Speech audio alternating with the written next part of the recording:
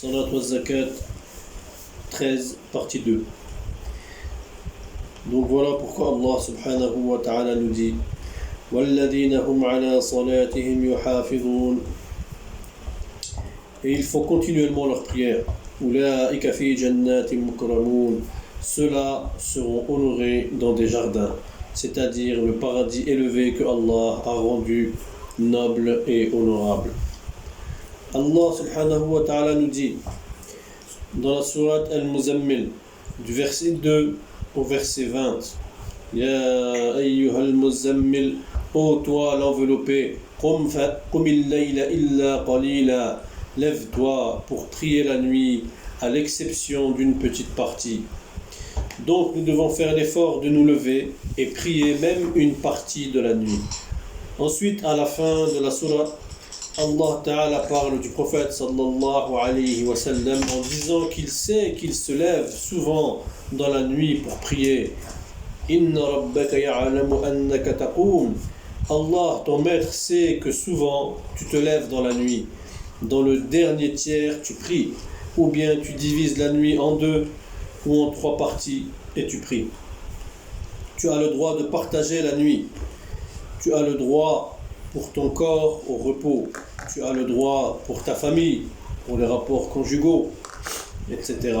Donc Allah subhanahu wa ta'ala dit qu'il sait aussi qu'il y a des gens qui se lèvent aussi pour prier avec toi. De même qu'une partie de ceux qui sont avec toi. Il se peut que ce soit ceux qui cherchent les 10 derniers jours du Ramadan, les 10 dernières nuits du Ramadan. Ça peut aussi être les 10 premiers jours de Dhul Hijjah. Ça peut aussi être celui qui se lève avec sa famille pour prier. Ça peut être tout cela. Allah Ta'ala dit Ta'ifa. Cela veut dire le groupe. Il peut se lever pour prier même si ce n'est pas avec toi. Wallahu yuqaddiru al-layla wan-nahar. Allah, il sait les heures de prière de la nuit et de la journée.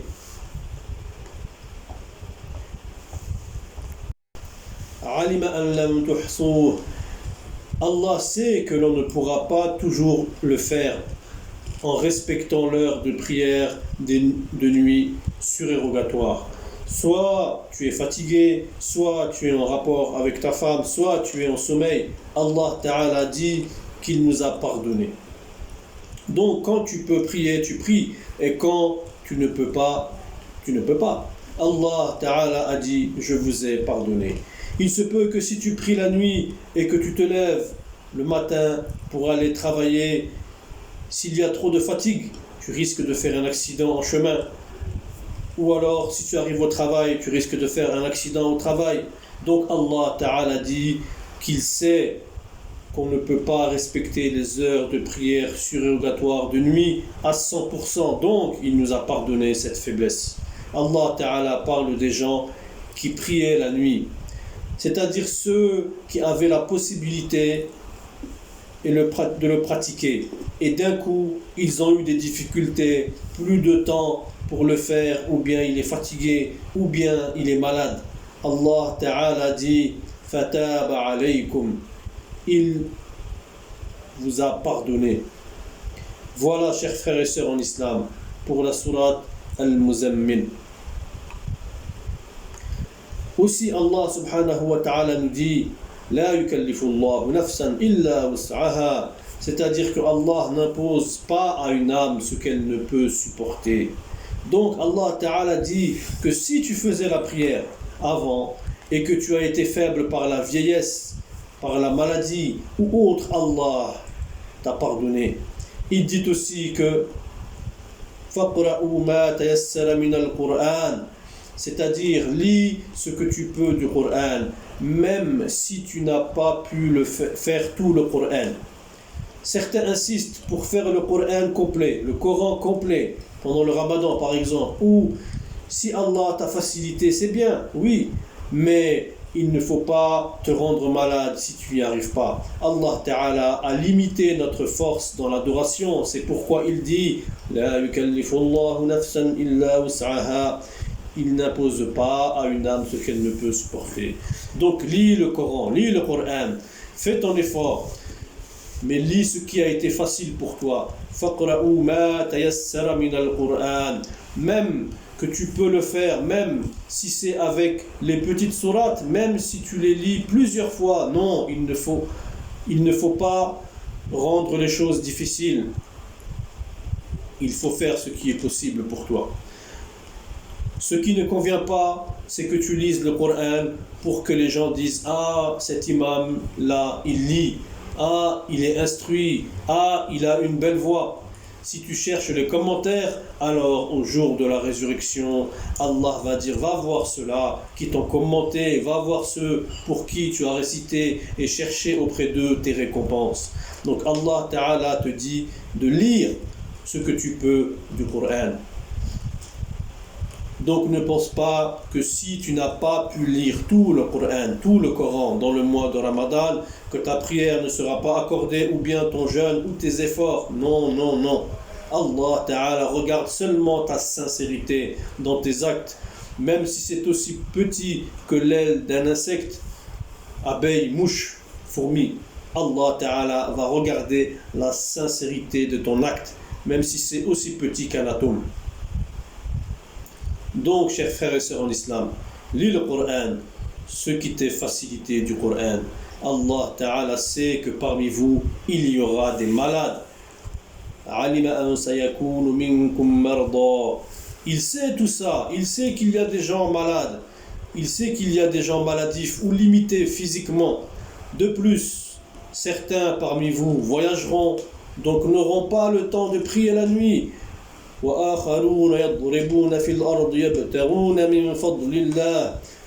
Ta'ala sait tout cela. Allah sait que certains voyageront sur le chemin de Allah Ta'ala pour aller faire le djihad. Djihad, qu'est-ce que veut dire djihad? Djihad veut dire l'effort, faire l'effort. Ça ne veut pas dire aller tuer les gens ou aller poser des bombes. Djihad, c'est l'effort qui peut être dans la prière, dans le fait de conseiller quelqu'un, le fait de l'éloigner du mal et de l'amener vers le bien. Par exemple, le drogué, le bandit, la prostituée, etc. Construire une maison pour quelqu'un, pour que quelqu'un puisse l'habiter, c'est un djihad. Donner de l'argent à quelqu'un pour qu'il mange à sa faim, c'est un djihad. Donner à manger, à boire à quelqu'un, c'est un djihad. Enlever les ordures de la rue, c'est un djihad. Avoir pitié d'un orphelin ou d'une femme veuve est un djihad. Construire une mosquée, un hôpital, c'est un djihad. Ce n'est pas aller mettre une bombe chez les gens, non. Ce n'est pas ça. Allah n'a pas dit ça. Chers frères et sœurs en islam, Allah subhanahu wa ta'ala nous a donné tout cela pour que nous le remercions et que nous soyons dignes de son adoration. Allah Ta'ala est le Dieu de tout le monde, des mécréants et des croyants. Donc, nous remercions Allah Subhanahu wa Ta'ala de nous avoir fait musulmans. Donc, Allah Ta'ala a dit qu'il sait que parmi les gens, il y a des maladifs. Donc, celui qui dirige devant les gens, celui qui dirige la prière, il ne faut pas trop allonger la prière, car certains sont malades, certains ont des occupations, des impératifs. Il y en a qui ont un voyage à réaliser, un train à prendre, etc. Donc, ne fatigue pas les gens derrière toi dans la prière.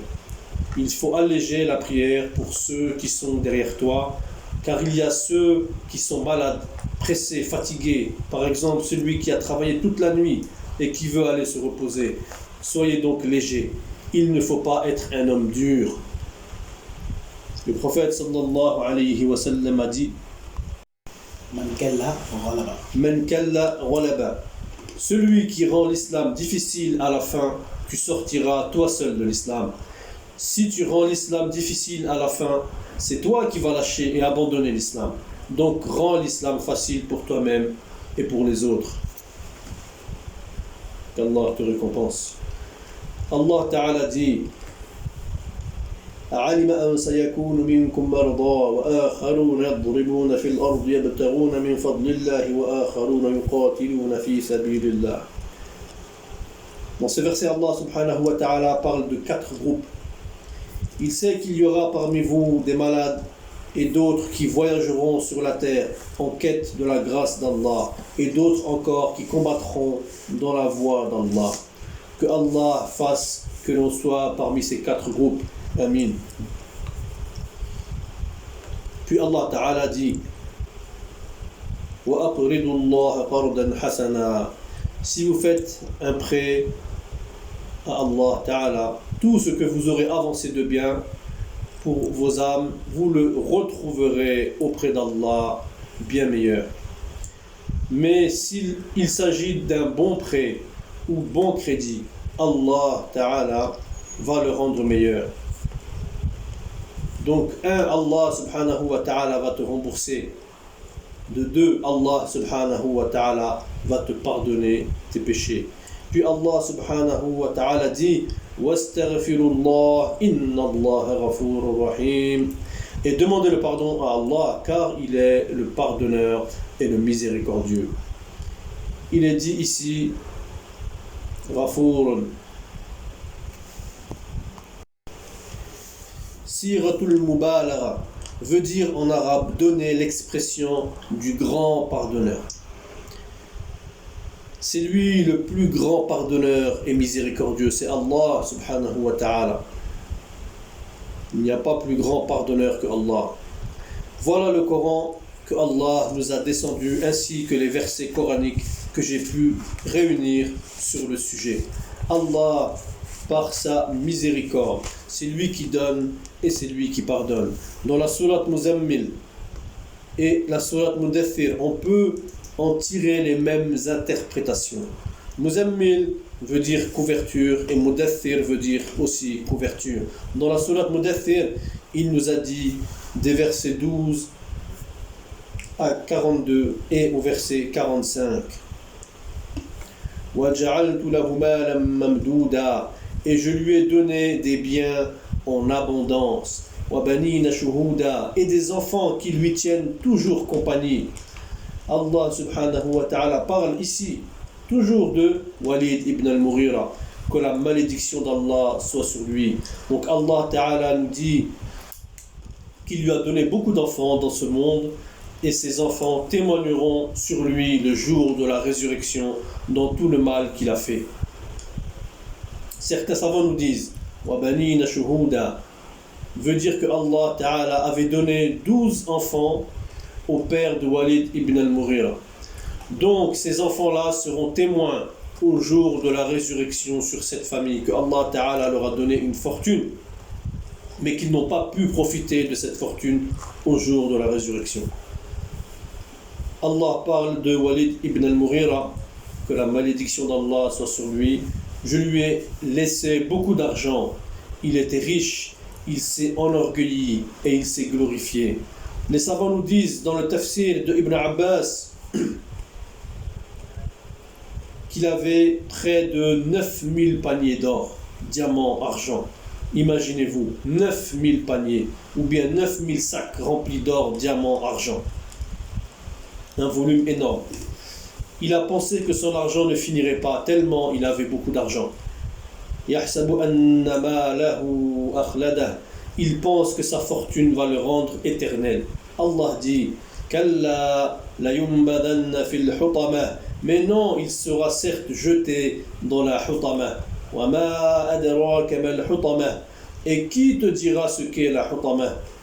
Allah répond نَارُ اللَّهِ الْمُوقَدَةِ. Le feu attisé d'Allah. الَّتِي تَطَّلِعُ عَلَى الْأَفْئِدَةِ. Qui monte jusqu'au cœur, qui fait fondre tout ton estomac. Voilà ce que Allah réserve pour eux. Donc les gens qui ont refusé de faire le sujoud, de faire le recours, ceci est réservé pour eux. Et il sera dit au jour du jugement aussi Ma salakakum fi saqar. Dans la sourate Mudaththir, au verset 42. Saqar, il faut savoir que Saqar est un nom de l'enfer. Donc il leur sera demandé qu'est-ce que vous faites dans le Saqar? Qu'est-ce que vous faites ici? Ils diront قالوا لم نك من المصلين. Ils diront nous ne faisions pas partie des prieurs. وَلَمْ نَكُ نُطْعِمُ الْمِسْكِينَ. Et nous ne donnions pas à manger aux pauvres. وَكُنَّا نَخُوضُ مَعَ الْخَائِضِينَ. Et nous nous associons à ceux qui tenaient des conversations futiles, c'est-à-dire ceux qui raillaient l'islam, qui moquaient l'islam, qui rigolaient sur l'islam. En fait, nous nous moquions des musulmans, des prieurs qui allaient à la mosquée, de ceux qui portaient la djellaba, des femmes qui portaient le hijab, donc nous nous moquions. وَكُنَّا نُكَذِّبُ بِيَوْمِ الدِّينِ. Et nous démentions le jour de la résurrection, c'est-à-dire qu'on a rendu faux le jour de la résurrection. On ne croyait pas au jour de la résurrection, même si on croyait à la mort, mais on ne croyait pas au paradis, ni à l'enfer. On ne croyait pas qu'on aurait le jour du jugement devant le Dieu Tout-Puissant.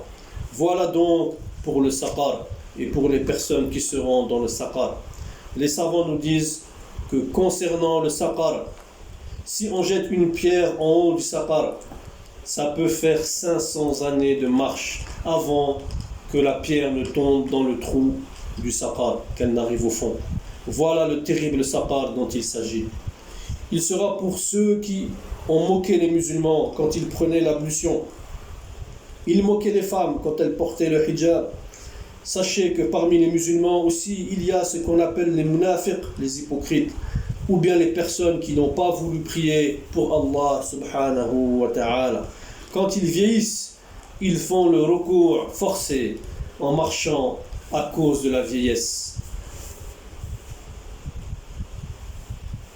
Donc Allah dit, ces gens-là, le jour de la résurrection, ils seront dans le saqar, car ils n'ont jamais donné à manger aux miskines, aux veuves et aux orphelins. Allah Ta'ala dit que comme ils n'ont jamais voulu faire le recours pour Allah Ta'ala, ils ont démenti le jour de la résurrection, donc ils feront le recours forcé. Donc, quand nous voyons les vieux ou vieilles musulmanes qui ont refusé de prier jusqu'à la fin de leur vie, nous les voyons courbés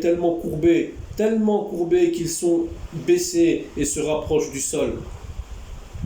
Ceci car ils ont refusé de faire le recours pour Allah. Donc, ils feront le recours forcé pour Shaitan jusqu'à la tombe. Car le Shaitan t'a blagué, t'a trompé.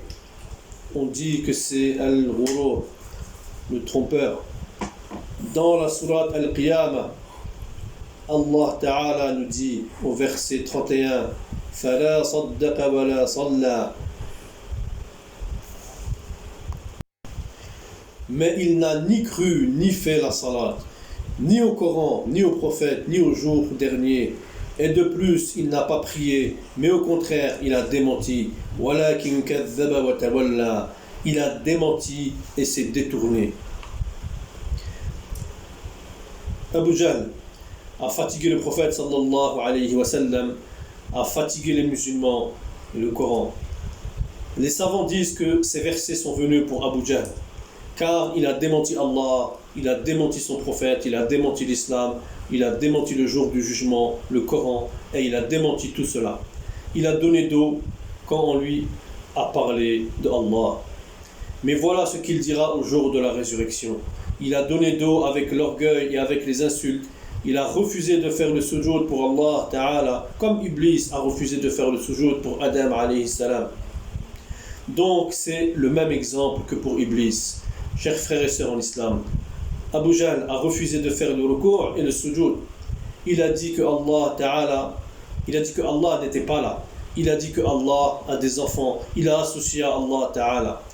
Alors que Allah subhanahu wa ta'ala a dit qu'il n'a pas engendré et qu'il n'a pas été engendré.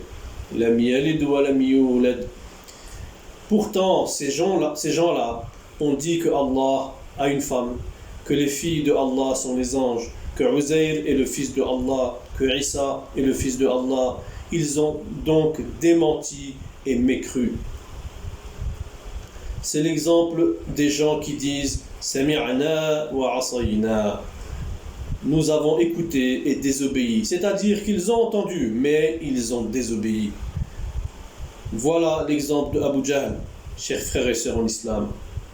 Allah subhanahu wa ta'ala dit dans la sourate Al-Insan, les hommes, au verset 25 et 26,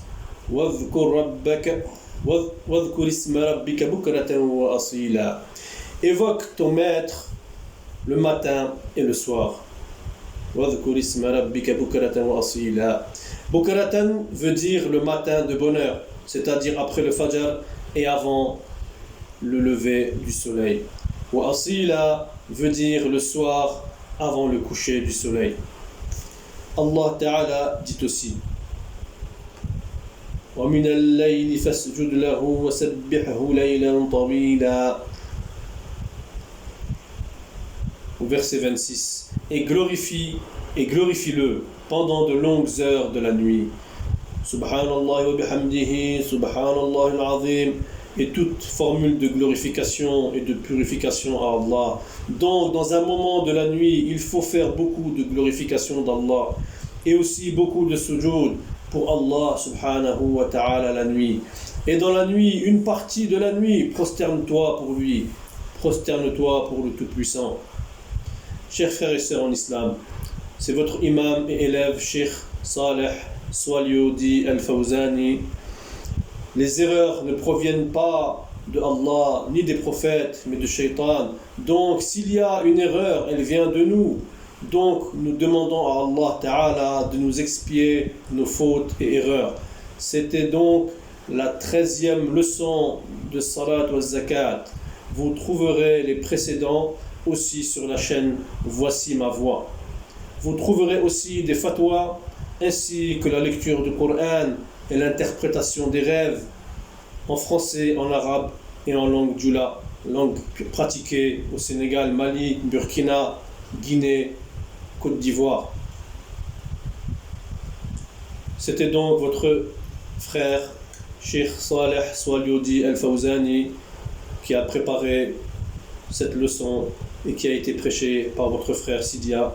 Que Allah Ta'ala nous pardonne, nous donne la bonne compréhension. Wa sallallahu ala rasulil karim. Rendez-vous pour la prochaine leçon de Salat wa Zakat qui sera la 14e leçon. Assalamu alaikum wa rahmatullahi ta'ala wa barakatuh.